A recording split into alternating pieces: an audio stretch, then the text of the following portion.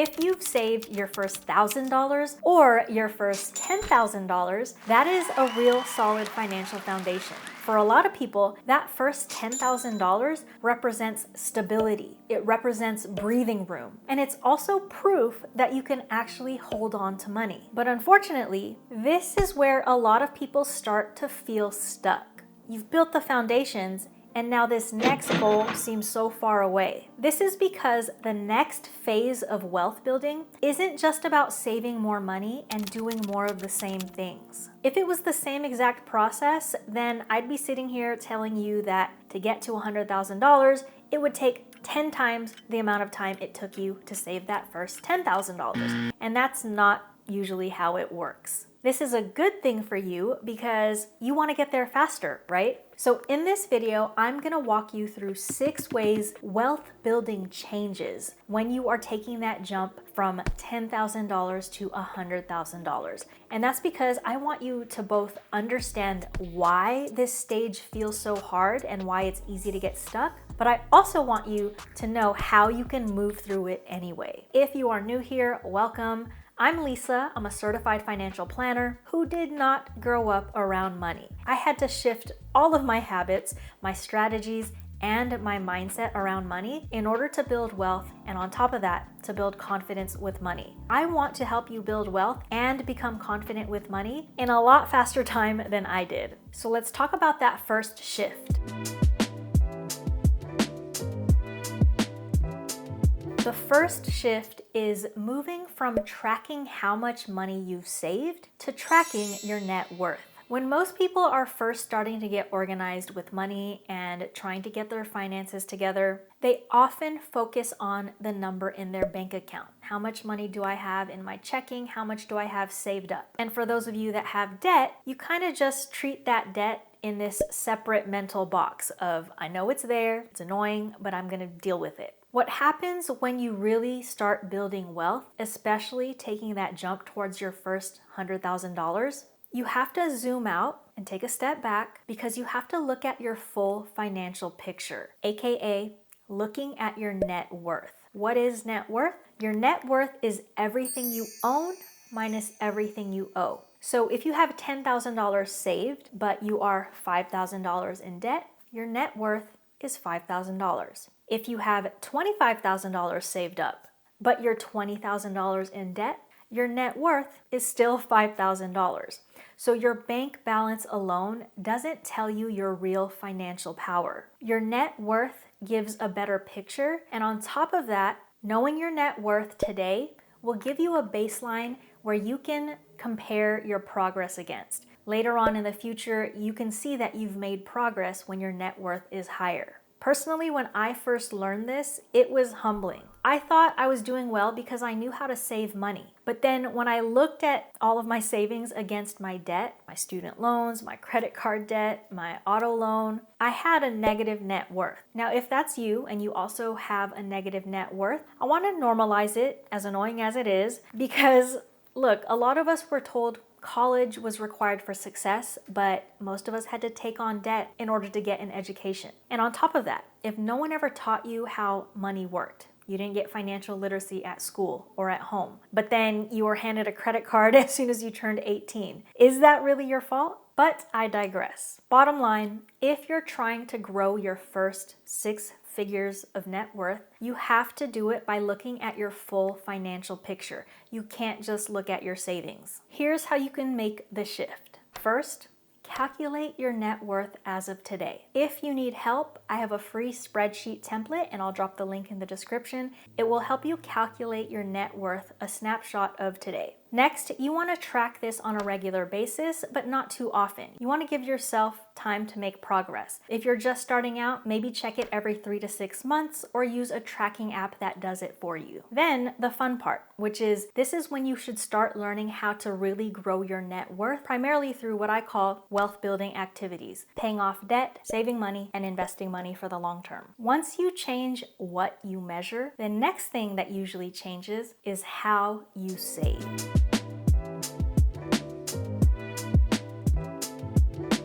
Most people start saving by saving a flat dollar amount every paycheck or by saving whatever is left over after bills and other expenses. Early in the game, those methods work. But when you are trying to go from $10,000 to the next major milestone, like $100,000, this usually requires shifting how you save. Instead of thinking in flat dollar amounts, you want to think in terms of a percentage, aka a savings rate. A common mistake is when people get so used to saving a fixed amount per paycheck, they forget to increase the amount when they make more income or when they get bonuses or windfalls. And it makes sense to me why this happens. It's like when you finally make more money, you probably have plans for what you're gonna do with that money. A lot of people are already thinking about upgrading where they live or buying something they've been wanting for a long time, taking a trip they've been putting off. And I'm not saying that you can't do those things. But the key shift when you really want to take this next jump in your wealth journey is that you have to prioritize your savings rate. This accelerates how you grow your net worth because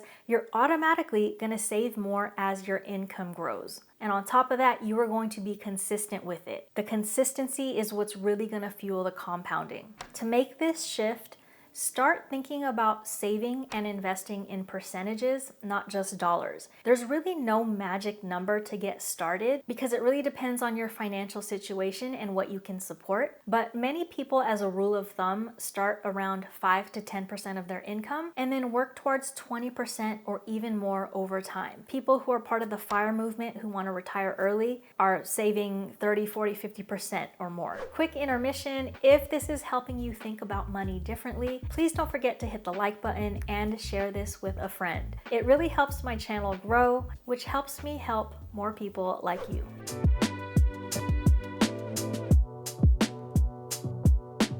When you are starting out with your finances, the focus is often, how do I make more money? And that makes a lot of sense because earning more money helps you stabilize your life. It helps you pay your bills. It helps you buy all the things that you need. And it helps you handle everyday expenses. But the thing is, when people think about money in this way, they tend to think about money purely as liquid cash. It's readily available, and oftentimes for most people that means the money that's sitting in your bank accounts. Liquid cash comes in handy when you are dealing with past things like paying off debts, people you owe, as well as with present needs, your bills, your day-to-day spending. When you are shifting now to building wealth, you want to start thinking about money for the future, for the long term. That usually means asking yourself, how do I use my money to make more money? And on a practical level, that means using your money to acquire assets. What is an asset? An asset is something that grows in value or can potentially produce income. And yes, cash is technically an asset because it has value and it can grow in value, but cash alone usually doesn't build long-term wealth because inflation slowly reduces how much you can buy with your cash. So the shift you want to make when you are trying to make this next jump in building your net worth is you want to prioritize using your cash to acquire assets. Assets help produce more money, and then you use that money to buy more assets. That's where you start to build momentum when it comes to building wealth. And just to be clear, when I say purchasing assets, this is essentially what you're doing when you are investing. Buying stocks, buying real estate, buying things that have the potential to increase in value and make you money. Investing does have risk, but there's also risk in letting your money sit in cash long term, not making money. So I didn't really understand this for a very long time. I only used to relate money to things I could buy with it, how I could upgrade my lifestyle, how I could save money to use it for later. But it was when I made that shift of thinking about it in terms of assets and acquiring assets that I really started to build wealth pretty effortlessly. To make this shift, you do definitely want to build stability first. Your financial foundation comes first. Think an emergency fund, having a cushion, having your high interest debt paid off or under control. Then, when you're ready, you want to start prioritizing investing and accumulating assets. Now here's the thing, even if you're still in the foundation phase and you're not ready to invest yet, you can still use this time now to shift your mindset, moving from thinking about how am I going to make more to how am I going to acquire more assets. That becomes the long-term game of how you're going to build wealth. Shift number 4.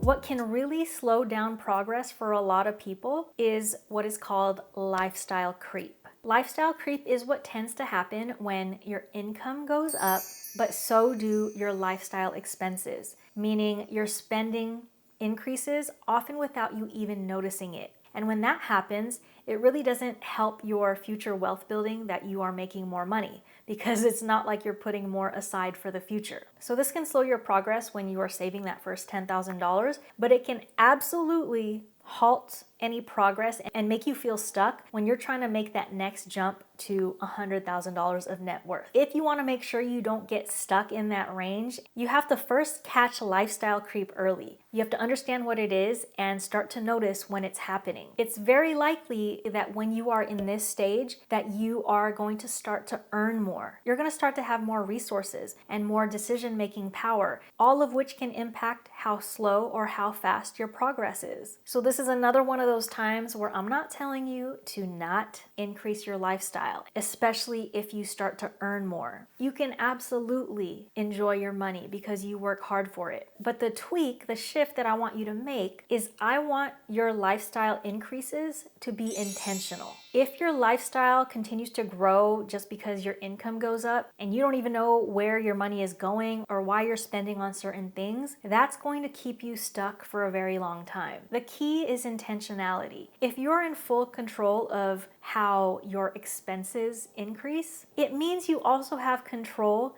to decrease them when you need to. And what it means when you do start to make more money is that you'll have more that you can allocate towards saving and investing, which again is going to accelerate your progress and not keep you stuck. So how can you make this shift from falling victim to lifestyle creep to becoming intentional with your lifestyle upgrades? A simple thing you can do now is decide ahead of time how you are going to handle any raise you get or any bonus you get, any extra money. And that's as simple as coming up with a percentage split. Similar to the savings rate we talked about earlier, if you already know that next time you get a raise, 30% of that amount is going to be added to your savings and 70% of that is going to go towards increasing your lifestyle expenses. That gives you a plan. You're essentially setting rules for when and how you are going to upgrade your lifestyle so that it doesn't harm your progress in terms of building your wealth. And in fact, it supports it. I truly think you can have the best of both worlds. You can save for the future as well as enjoy what you have today.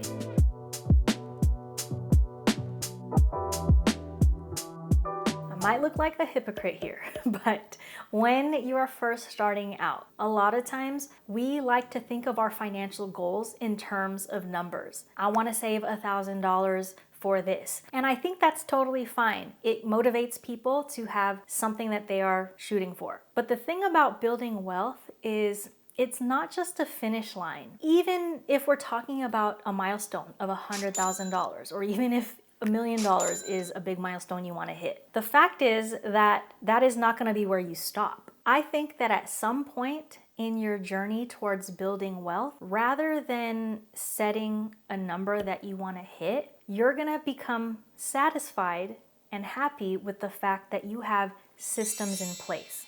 Here's what I mean. Let's take that savings rate as an example. If it becomes your life rule that you're going to save 20% of your income no matter what, that in the background is going to always ensure that your wealth continues to grow. And not only that, your wealth is going to continue to compound in the background. So that becomes more important to set up that system than it is, oh, I want to save $20,000. It's the balance between thinking top down to bottom up. When you're thinking top down, you're like, I want to save $100,000 and here's everything I'm going to do to get to that point. And then you get to that point and you're probably gonna just move that bar higher, right? You're gonna change the goal and then go again. When you think bottoms up, you're setting up systems that you know are gonna support your life long term. These are habits you're building. These are rules you're setting for yourself, and wealth building just becomes a part of how you operate. So even if you don't have this numeric goal of, oh, I want to reach that amount, it really doesn't matter because you've set up the system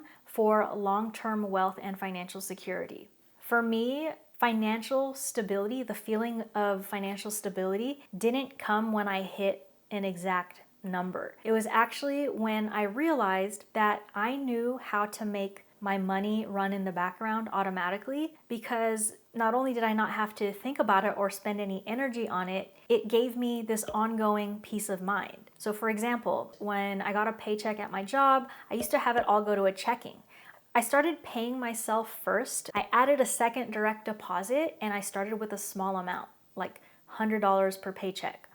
Then I continued to increase that amount. When I felt like I had a solid emergency fund and I wanted to start investing, I applied the same thinking to investing. But instead of a flat fee, I just started thinking of it like a savings rate. 5% of my paycheck is gonna go automatically towards this investing account. When you start thinking in terms of systems, wealth building is usually gonna start to feel easier and less stressful. The real key is understanding that wealth then becomes not a number. It's not a goal that you're shooting for. It becomes a way that you live and operate, and that is where you're gonna get peace of mind and true financial security. On to the last shift.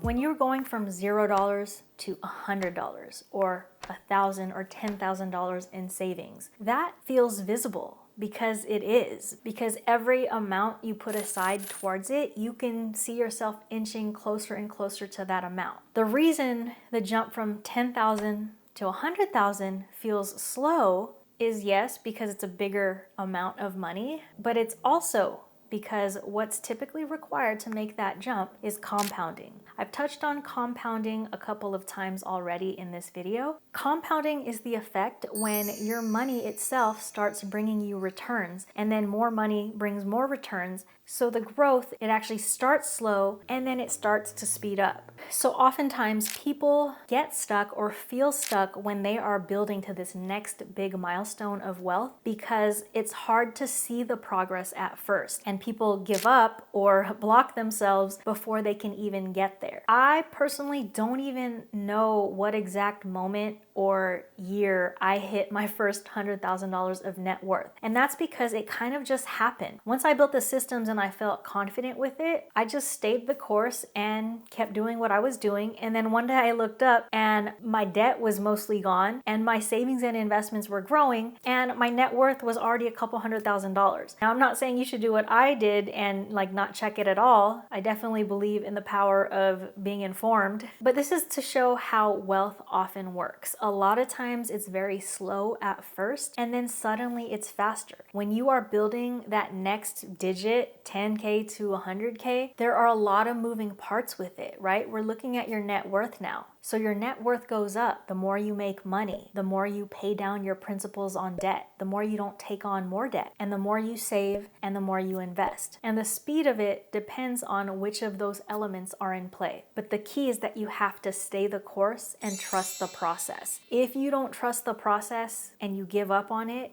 you won't see that compounded growth. And that's where a lot of people do get stuck. My 2 cents is be patient with yourself, because in this next phase of your journey towards building wealth, you are learning a new set of rules. Once you understand these rules, you're going to start to feel so much more confident with money, and you are going to see that wealth compound and grow. I hope this video was helpful. Until next time, peace out.